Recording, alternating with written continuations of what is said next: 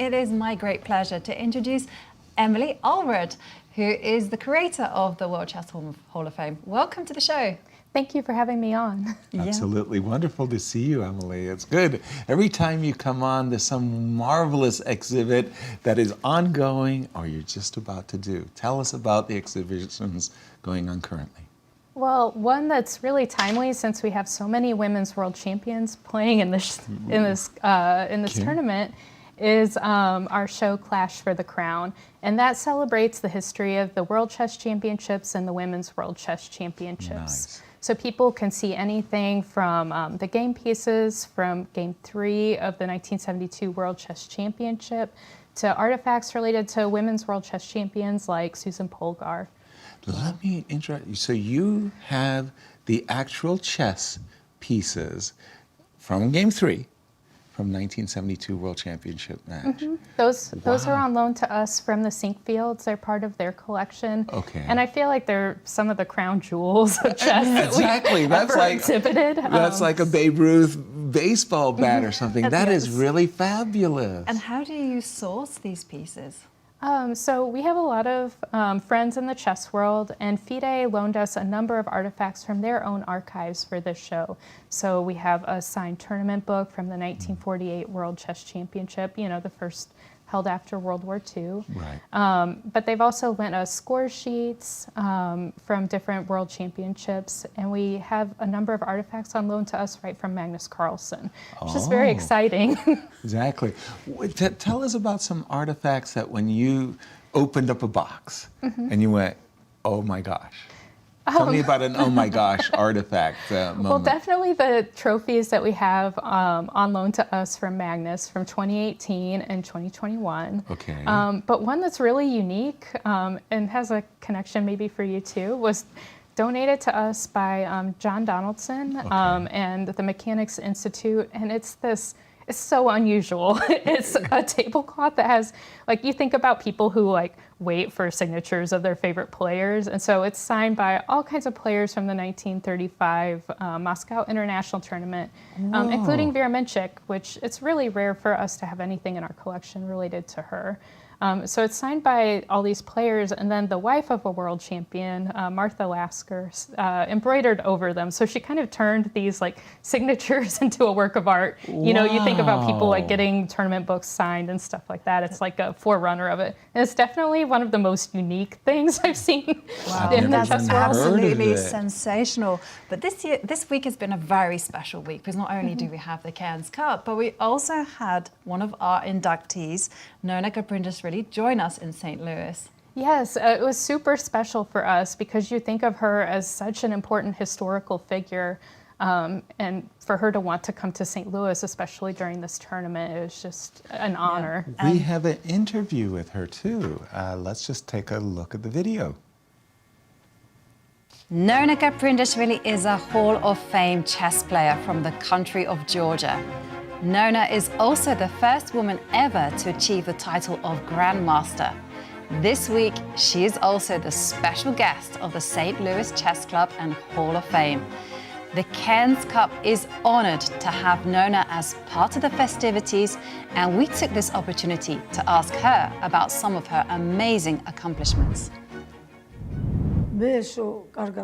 To extend this question, I needed to start with earlier period. As I became the world champion in 1962, I was invited in England Hastings tournament to participate on a challenger level. There were all men, I was the only woman there. I won that challenger tournament, and as the result I received the right to participate in next year in main tournament. So this is the starting point of an important moment of my life. At that period, men were looking not enthusiastic regarding women playing. I needed several tournaments to play well in order men to take me in their surroundings. On the first tournament in Hastings, I played with two main grandmasters. One was Paul Keres from Estonia. I played with black figures. It was quite hard for him to finish the game with draw. The match was delayed for 5 hours. They played 2 more hours after lunch. And there were a lot of journalists there waiting for this moment. They couldn't imagine how to lose to the women, so they were playing with full capacity.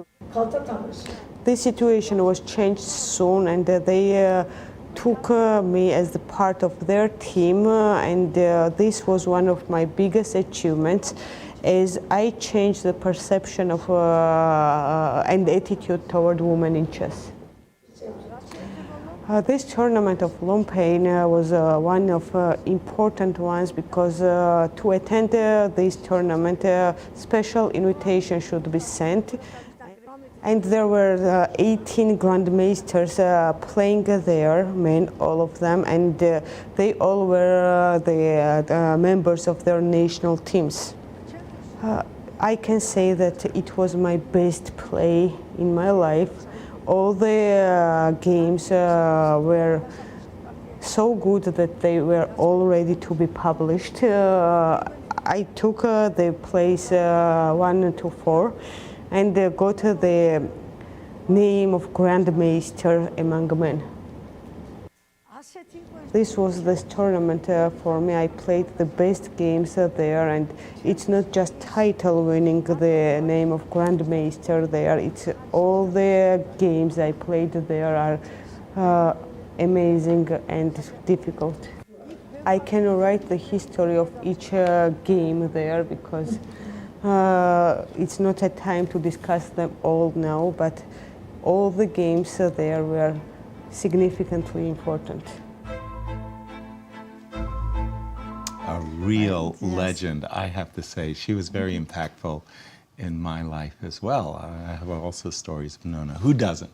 Yeah, and I love those descriptions of her being the only woman in the room and just challenging all these grandmasters. And I love that encounter at Hastings, which is local to me. Yeah. It's just incredible that she came here and shared these wonderful memories with us. You know. Tell us more about the World Chess Hall of Fame and how can people visit and get connected to the World Chess Hall of Fame. Yeah, so people can visit our website, worldchesshof.org, and they can learn all about our current exhibits, both Clash for the Crown and Match of the Matriarchs, which is our art exhibit on the first floor. Exactly. Now, you know I'm a chess set collector. Didn't you say you have a chess set show coming up? Tell me a little bit more so I can come and have a look. So every month we do what we call our featured chess set project. Okay. And what happens with the second chess? And so every month we put out a different chess set of the month. So it might be something from our collection or something that's on loan to us from a local collector in the community. So it kind of shows like the creativity of different artists as well as different collectors. You know, people tell their stories like, oh, I got this chess set while I was on vacation, or this is the chess set I played on with my family. And so it kind of shows that human side of the game. Wonderful. And do you ever specifically go to countries to source these type of chess sets or memorabilia? So we get loans. We get loans and donations from a lot of different people, mostly in the U.S., but we've had some really significant donations in the past few years from people who collect from all around the world. So, for example, there's a collector, Ned Munger, and he wrote some important books about chess sets from around the world, and his estate donated those to our collection. That's fantastic. Emily, thank you so much for joining us on our show. It's lovely to have you as always. Oh, thank you. Absolutely. And let's take a look at our standings as we are in